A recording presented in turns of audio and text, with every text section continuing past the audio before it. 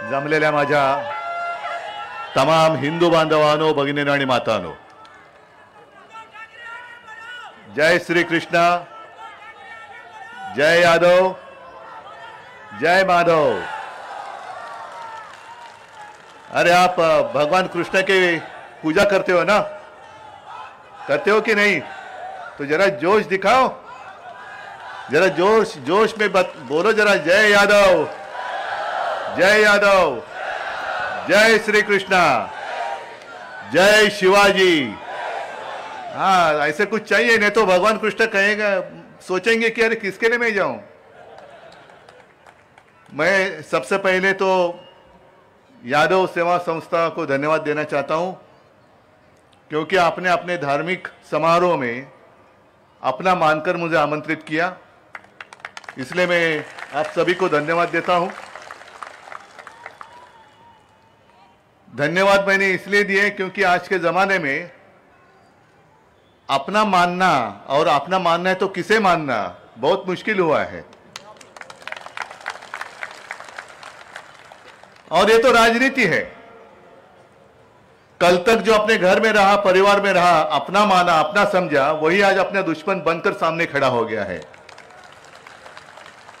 और फिर यहीं पर आती है भगवान श्री कृष्ण जी की याद। महाभारत, जो गीता समझाई थी भगवान कृष्ण ने अर्जुन को, सामने तो अपने ही थे लोग, तो अर्जुन ने कहा कि मेरे अपने लोग हैं, मेरे परिवार के लोग हैं, मेरे रिश्तेदार हैं, मैं कैसे उठाऊं धनुष्य बाण। कह धनुष्य बाण भी उन्होंने चुरा लिया अपना, डर गए। लेकिन ये महाभारत में जो भगवान कृष्ण ने सीख दी है हमें कि सामने कोई भी हो, लेकिन धर्म के खिलाफ जो अपना हथियार उठाएगा उसका निर्दालन तो करना ही होगा, करना ही होगा। और सिर्फ हम पढ़ते आए हैं यदा यदा ही धर्मस्य, तो अब जब भी धर्म के खिलाफ अधर्म उठकर खड़ा हो जाएगा तो अपने आप में आपके बीच में भगवान कृष्ण को देख रहा हूं। महाभारत कब हुई पता नहीं, कुछ हजार साल पहले की बात है, लेकिन भगवान कृष्ण से हमने क्या लेना चाहिए। आज के भगवान कृष्ण तो मैं आप सभी में देख रहा हूं। भारत की जनता, हिंदुस्तान की जनता ही भगवान कृष्ण का रूप है। और डॉक्टर साहब क्षमा करिए, आपको थोड़ा सा रोकना पड़ा, क्योंकि आप तुमचं मन उचंबळून आलं होतं। लेकिन मैं आपको वादा करता हूं, आपको वचन देता हूं, आज की सभा कोई राजनीतिक सभा नहीं है, लेकिन यहीं पर मतलब मैदान तो छोटा पड़ जाएगा, अभी तो छोटा मैदान है। मेरा भाईंदर में पब्लिक मीटिंग ले लो, मैं आता हूं, मैं जरूर आऊंगा। और जो भी बात आपने कही है कि उत्तर भारतीय और मराठी मानुस दूध और शक्कर के जैसे मिलजुल गया है, ये तो आप मानते हो ना? मानते हो कि नहीं मानते हो? तो अभी आपको ध्यान देना पड़ेगा कि दूध और शक्कर में नमक कौन छिड़क रहा है, कौन अपने आप को, हमें, हमारी जो एकता है उसमें नमक कौन डाल रहा है। अभी तो जमाना है, राम मंदिर का निर्माण होने जा रहा है, बड़ी गर्व की बात है, खुशी की बात है, आनंद की बात है। लेकिन जैसे अभी आपने 2-3 साल पहले कोरोना में क्या क्या हुआ और मैंने क्या किया, मैंने कुछ नहीं किया, बस भगवान कृष्ण और भगवान प्रभु राम, तुळजा माता, जगदंबा, शिवाजी यांच्या आशीर्वादाने जो कुछ मुझे करना था मैंने मेरा कर्तव्य निभाया। और ये कोई दूर की बात नहीं है। लेकिन राम मंदिर का निर्माण जब होने जा रहा है तब मुझे वो भी दिन याद आ रहे हैं, 92-93। आपने कहा, आप सभी लोगों का बड़प्पन है कि मैंने आपको बचाया, लेकिन उस वक्त शिवसेना ने मुंबई में रहने वाले हिंदुओं को बचाया था। आज तो ठीक है, बड़ा मंदिर वहां निर्माण होने जा रहा है, लेकिन वो जमाना ऐसे था कि मैं हिंदू हूं कहने के लिए लोग डरते थे। कैसे कहूं, और बीजेपी की तो बात ही छोड़ो, जब यहां मुंबई जल रही थी तो एक में वो हिंदू हृदय सम्राट बाला साहब ठाकरे जी और उनके शिव सैनिक, ना हाथ में कोई सत्ता थी, ना कुछ, जो देशद्रोही अपने खिलाफ आए थे, धर्म के खिलाफ अधर्म, तो धर्म की रक्षा करने वाली शिवसेना है, धर्म की रक्षा करने वाली है। लेकिन हमारा हिंदुत्व सिर्फ दूसरे धर्म का द्वेष करना नहीं है। मेरे पिताजी जो कहा करते थे कि हिंदुत्व मतलब राष्ट्रीयता है, ये देश मेरा मतलब मेरा देश मानने वाला, ये वतन मेरा है मानने वाला हर कोई है, वो हमारा है, अपना है। देश के लिए जान देने वाला जो है वो हमारा अपना है। बाकी बातें ठीक है। आप सदियों से यहां रह रहे हो, कभी कभी कुछ उत्तर भारतीय मेरे घर में आते हैं, अच्छी मराठी में बात करते हैं, तो मैं उनको पूछता हूं कि भाई साहब आप कहां से हो? तो कहते मैं उत्तर प्रदेश से हूं। अच्छा, गांव कौन सा? तो आप काहे का गांव? मेरे दादा यहां आके बसे, तो अभी हम मुंबई यही हमारा गांव हो गया, अभी गांव कुछ रहा ही नहीं। अच्छी बात है, इतनी अगर एकता है। और बीच में किसी ने कहा कि जब अपनी सरकार केंद्र में आएगी, जरूर आएगी और हमें लाना ही होगा, तो राजन विचारे को मंत्री बनाओ। मैंने कहा आपके मुंह में घी शक्कर, उसके चाहिए तो आज की पूजा में मक्खन होगा तो मक्खन भी ले लो। इसलिए मैं कह रहा हूं कि अपना अनुभव जो आपने अनुभव लिया है, शिवसेना का अनुभव लिया है, चलो मैं मुख्यमंत्री था, मेरे कार्यकाल का अनुभव लिया है, वो अनुभव को आप मत भूलो। जैसे भी चुनाव नजदीक आएंगे तो आपके गांव से लोग लाए जाते हैं, यहां से वहां से लाते हैं ना। आप कहां से हो? यादव हो, ब्राह्मण हो, ये हो वो हो, उत्तर प्रदेश में कहां से रहने वाले हैं, तो आपके गांव से कोई वहां के मुखिया हो सकते हैं, लेकिन वो उनके पार्टी के होते हैं, वो आपके बीच में आते हैं। आपको भी अच्छा लगता है कि अरे कोई तो मेरे मायके से कोई आ गया, ऐसे लगता है।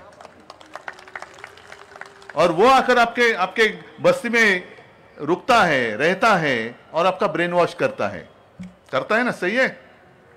फिर 5 बज जाते हैं, 6 बज जाते हैं, वो वोटिंग मशीन बंद होता है, फिर आपके मायके से जो आता है वो गायब होता है। फिर रहते हम, आप और हम तुम एक शहर में बंद हो, चाबी तो खो नहीं देंगे हम, लेकिन बाद में आप और हम इस शहर में रहते हैं। जब भी कोई जरूरत आती है तो आप हमारे साथ आते हैं, हम आपके साथ देते हैं, लेकिन चुनाव आते हैं तो न जाने कहां से, भले आपके गांव के लोग हो, वो आपके बीच में आकर आपका ब्रेन वॉश करते हैं। और इसलिए मैंने जो बात की, शुरुआत की कि दूध और शक्कर में नमक छिड़कने वाला कौन है, उससे आप दूर रहो। उनको कहना भाई साहब आप हम यहां सुखी हैं, आपकी कोई आवश्यकता नहीं है। हमारे यहां महाराष्ट्र में सुखी है, मुंबई में सुखी है, हमें कोई आपत्ति नहीं है, कोई संकट नहीं है।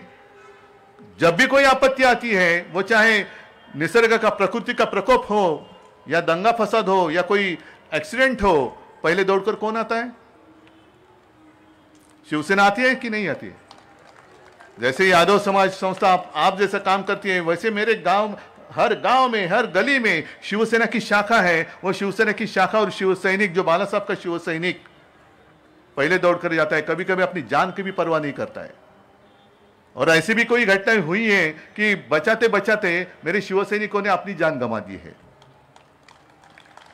अपनी जान गंवा, लेकिन वो परवाह नहीं करते, अपने परिवार की परवाह नहीं करते। अपना मेरा क्या होगा, मेरे बाल बच्चों का नहीं, मेरे सामने कुछ हो रहा है तो पहले उनको मुझे बचाना चाहिए। यही हमारा हिंदुत्व है, यही हमारा हिंदुत्व है। और कई बार मैंने कहा है, हाँ हम भगवान कृष्ण को मानते हैं, भगवान राम को मानते हैं, प्रभु रामचंद्र को मानते हैं, सबको मानते हैं। एक महीने पहले जहां चुनाव हुए, मध्य प्रदेश में हुए, राजस्थान, छत्तीसगढ़, ठीक है, जो भी परिणाम आए सबके सामने हैं। लेकिन खास कर मध्य प्रदेश में कहा गया, हमारे केंद्र के गृह मंत्री जी ने कहा कि अगर आप हमें वोट करेंगे तो हम आपको रामलल्ला का जो दर्शन है वो फ्री में करवा देंगे। क्या रामलल्ला आपकी प्रॉपर्टी है? हाँ, रामलल्ला आपकी प्रॉपर्टी है? अरे कितने साल हो गए, सालों से चलते आ रहे हैं जय श्री कृष्ण, जय श्री राम। आप तो अभी अभी आए हो और आपको अभी ऐसे लगने लगा कि जय श्री राम या जय बजरंगबली की जय बोलेंगे तो सारे हिंदू हमारे साथ आ जाएंगे।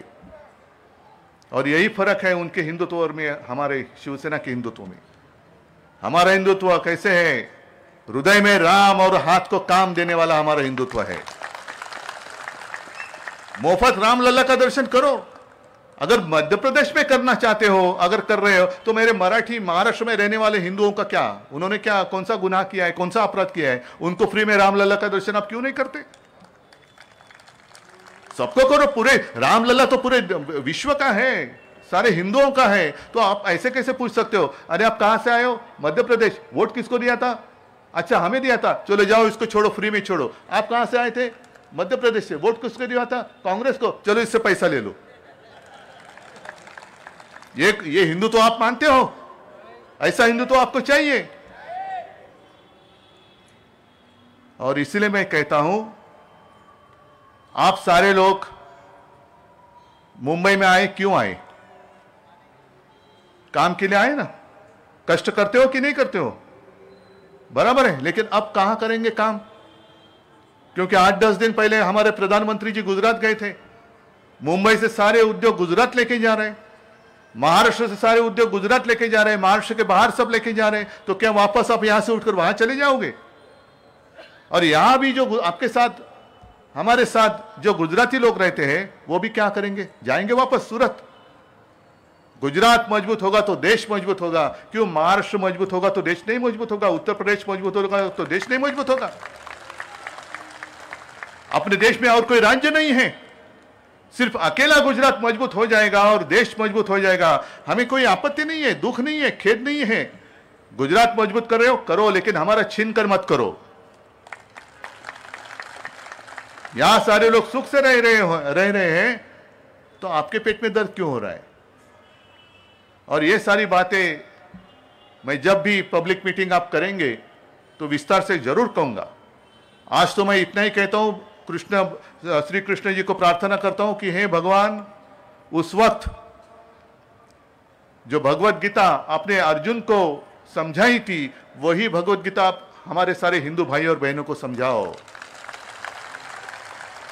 जो हिंदुत्व का आधार लेकर हिंदुओं के खिलाफ एक तानाशाही लाने की कोशिश कर रहे हैं, तानाशाही को खत्म करने के लिए हे भगवान, आपका जो तेज है, आपका जो अंश है, मेरे सब माता बहनें और मेरे भाइयों के बीच में डालो। और जब चुनाव आएगा तो जैसे प्रधानमंत्री जी कहते हैं, वैसे मैं आपको कहता हूं, जय श्री कृष्ण कहो, जय श्री राम कहो और तानाशाही को खत्म करो। जय हिंद, जय महाराष्ट्र।